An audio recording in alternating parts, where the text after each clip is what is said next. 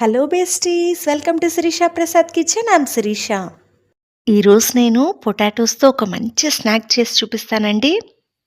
ఇవి క్రిస్పీగా, క్రంచీగా చాలా టేస్టీగా ఉంటాయండి. తినడం స్టార్ట్ చేస్తే ఆపడం ఎవరి వల్ల కాదు. రెసిపీలోకి వెళ్ళిపోదామా?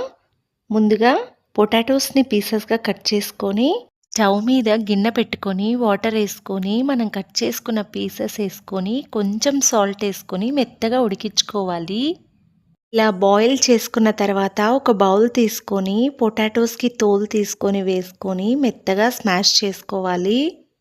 ఇప్పుడు ఈ పొటాటో స్మాష్లో కొంచెం కార్న్ఫ్లోర్, పెప్పర్ అండ్ సాల్ట్ వేసుకొని కొంచెం కొరియాండర్ వేసుకొని బాగా కలుపుకోవాలి.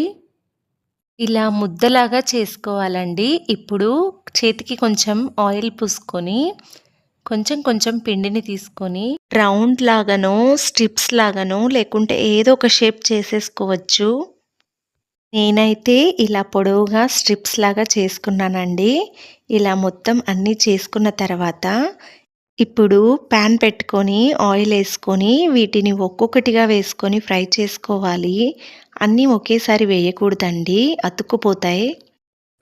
ఇలా స్లోగా గోల్డెన్ బ్రౌన్ కలర్ వచ్చే వరకు ఫ్రై చేసుకోవాలి.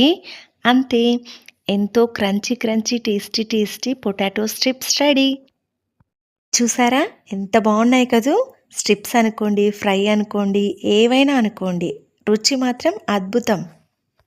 వీటిని టమాటో కెచప్తో తిన్నారనుకోండి, మిమ్మల్ని తినడం ఆపడం ఎవ్వరి తరం కాదు. ట్రై చేస్తారు కదూ? ట్రై చేసి కమెంట్ చేయండి. వీడియో నచ్చితే లైక్ చేయండి, షేర్ చేయండి, సబ్స్క్రైబ్ చేయండి. Thanks for watching. Bye besties.